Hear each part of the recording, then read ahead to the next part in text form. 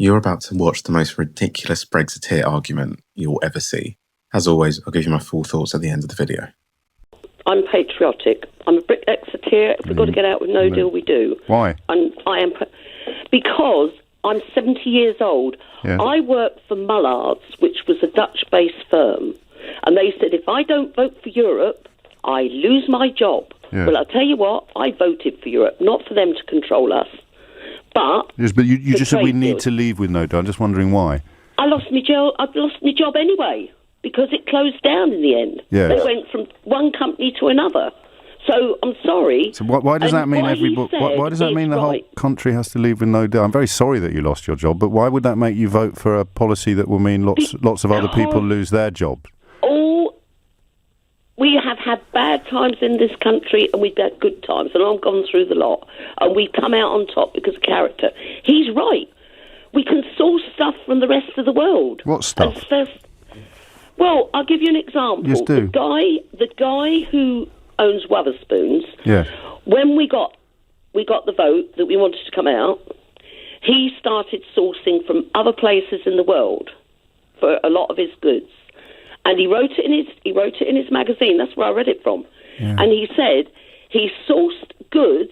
I think it was brandies, all sorts of spirits. Was it cheaper than what he was getting from the European Union? It was just as good. So why wasn't he doing? You realise he was doing that before we left? Because we were part of Europe. Yes, but we still are. So why couldn't he have done that? We've been conned. Christine, just pause for a little moment, if you would. I'm going to take what you've said on trust. I'm sure that he did manage to secure... Well, bring him on, interview him. Absolutely, I will. I don't need to. I've got you here to represent him, but he's more than welcome to ring in, just as everybody else is. So your evidence that it's a good idea to leave is that he found cheaper drinks before we left. And he passed it on. Well, they were all preparing if we left Europe. But Christine, just again, I'm sorry, but you have to just reflect for a moment on what you've just said. We have to leave so that Tim Martin of Wetherspoons can do something he's already done. Yeah, because he did it to prepare for if we had a but he could do it. Christina, I'm going to labour this point, and I do apologise because it's not going to be pretty, but we're still in the European Union. We are at the moment. And he did this thing you're telling me we have to leave the European Union to do. No, what he says is an example of all the Ramonas who keep saying this is going to happen. No, Christine, stop using insulting language. Okay, I won't use that. He has done something. I've been insulted because I'm a Brexiteer. Well, I'm very sorry to hear that. But here's the thing, Christine. If this is the example you want to, if this is the bridge that you want to build, you've just told me that he's already done it. Yes, because he's preparing for it. Yes, but he's already done it, and he has. So we're in the European Union, right? Yeah, we are at the moment. And he's already done it. Yes, because he foresaw the future. Yes, so here's the question, Christine. Why do we have to leave to do something we could do while we were in it? Because they're still controlling us. They've got no respect for this country. I've seen some of the things that have been going on. Go on, tell me. I love Britain. I love what it represents. I love what it gives to the rest of the world. Well, you've hated it since 1975, though. Pardon? You've hated it since 1975. No, because we weren't so controlled then. So what are the controls come in? So talk me through. Actually, no, I'm not going to let that go, Christine. I think you need to take on board what you've said on national radio. Yes, I am taking on board because I was so furious when I was listening to it. We have to leave the European Union because Tim Martin has done something while we were still in the European Union. He did it because he prepared for us leaving, like a lot of other countries have done. But how could he do it if we weren't allowed to do it because of all those controls? Well, you'll have to get him on. I'm only going by what his magazine said. But you must understand what you read. How could he do it if we're not allowed to do it? Well, I don't know. I'm not a big businessman. No, well... But I was impressed with what he said. But if you find 100 big businessmen, between 90 and 95 of them will tell you that we're making a terrible mistake. Why have you chosen to believe this businessman... What about Mark Carney? While not understanding what he's done. Mark Carney has turned around. He was someone who said if we leave Europe we're going to go down the pan. But he's changed now. He hasn't changed. From what I've heard on's been reported on the radio. Christine, again, he hasn't changed. And Mark Carney was the person the morning after the result who enacted economic policies specifically designed to minimise the impact of what he warned us against. Well, I'm sorry, I don't agree with you. I really do Which not bit agree don't with you you, agree James. with, Christine? Which bit don't you agree with? I don't agree with the fact that we are not going to be able to trade with the rest of the world. But I you don't just agree heard with the this fact- morning from the Secretary-General of the International Chamber of Commerce for the UK. Of course, we'll still be able to trade, but it will cost us a lot more to do so, and we won't be able to trade freely come November the 1st with anybody. That's not an opinion, Christine. That's a matter of fact. But haven't we heard a lot of things like this from a lot of these top people? No. And then they've turned round and said that this isn't going to happen and that's not going to happen. Well, again, Christine, could you give me an example? We were told Yes. tablets, pharmacy. We weren't going to get this, we weren't going to haven't get left. that. But, Christine, we haven't left. no, but they are able to source from other places. Yes, but not under free trade agreements. Well, I think, I'm sorry. Why do you keep saying sorry? Well, no, all right, I don't apologise for wanting to be a Brexiteer. I don't But what do you think that apologise for wanting means? to get out of Europe. What, I'm going to ask you again back to the original question. Do you understand now why what you said about Tim Martin was a bit silly? No, I Okay, don't. let me try again. The things You will not get me to say that. You will not get me to say that. Okay, well, not silly then. But do you understand that he did the things you described? He went and he sourced other places while to we get were his still drinks. in the European Union. Well, So because he could we have made done a that. vote, He could we have. made a vote to come out. Yes, but we're still in. So anything he Not has. at the moment we are. Yes, and he's done this thing that you describe in such impressive terms. This thing he's done that convinces you it's right that we should leave. He did it while we were in. Right, okay. How come we source all our metal to China if we're not allowed trade agreements? Pardon? If we're not allowed trade agreements for the rest of the world... No, who said we're not allowed trade agreements? Well, that's what you said's going to happen. No, I said on November the 1st we won't have any. And Well- I'm not an expert on metal trading, but I'm pretty sure we don't trade freely with China. Well, That there are tariffs in place. yes, but it hasn't harmed us, has it? Pardon? It hasn't harmed us having trade agreements with China. We don't while have we're in any Europe. trade. We don't have any trade agreements with China. Well, I'm sorry. Why do you keep saying sorry, Christine?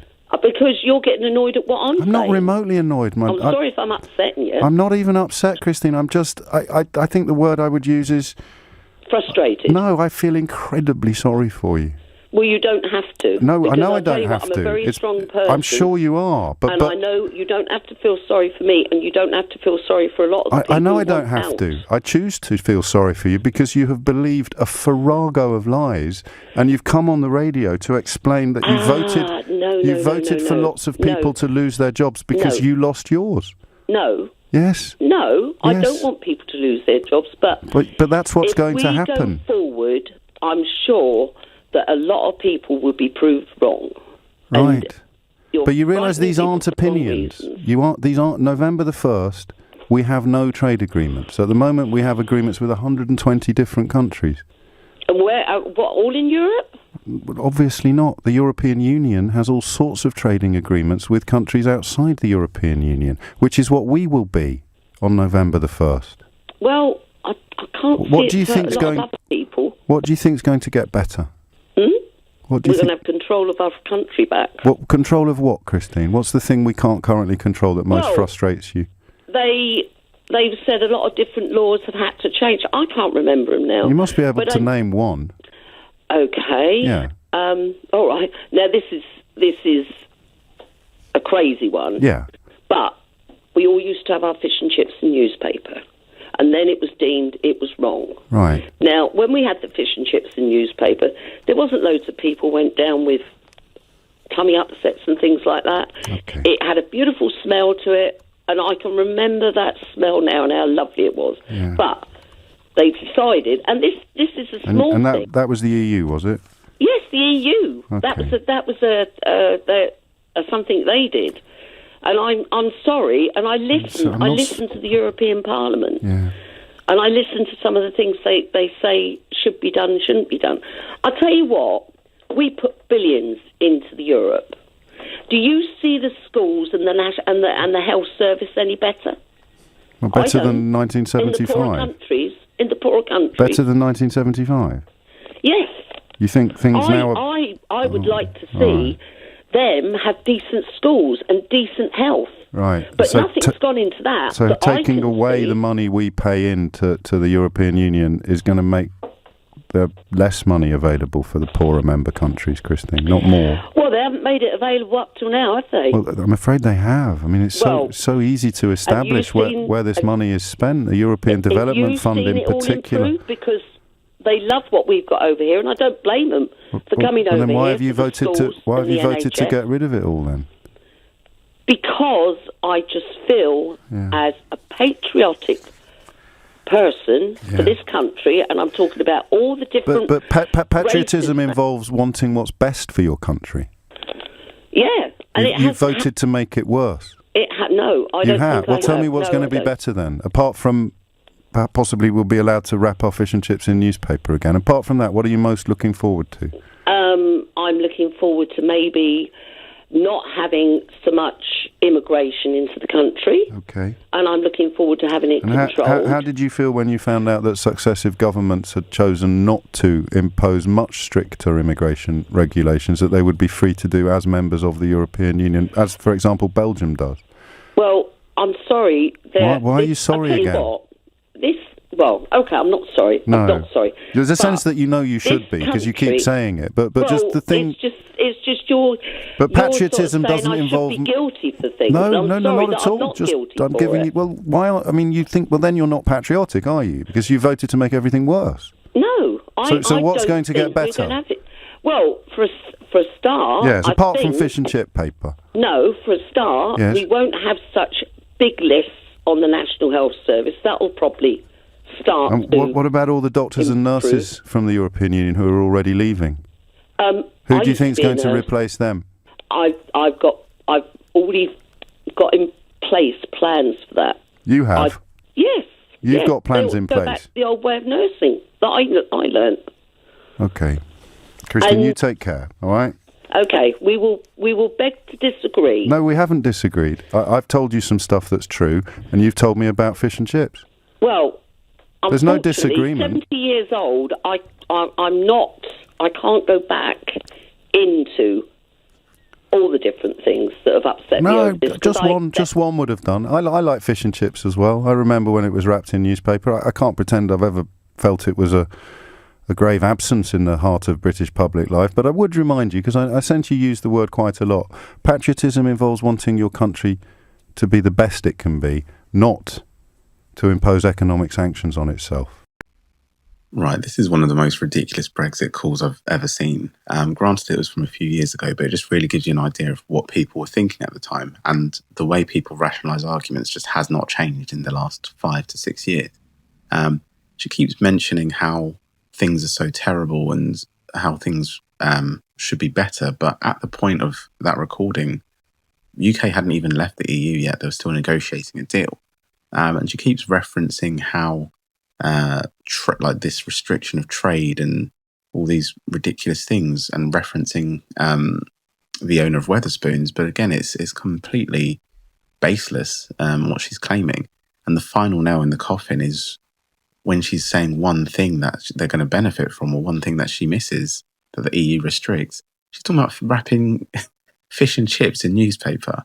Now, look, if you're around during that time, it might have a nice nostalgic feel, but to base your whole political policies and views on that one concept is pretty outrageous. But let me know what you guys think in the comments, and I'll catch you in the next one.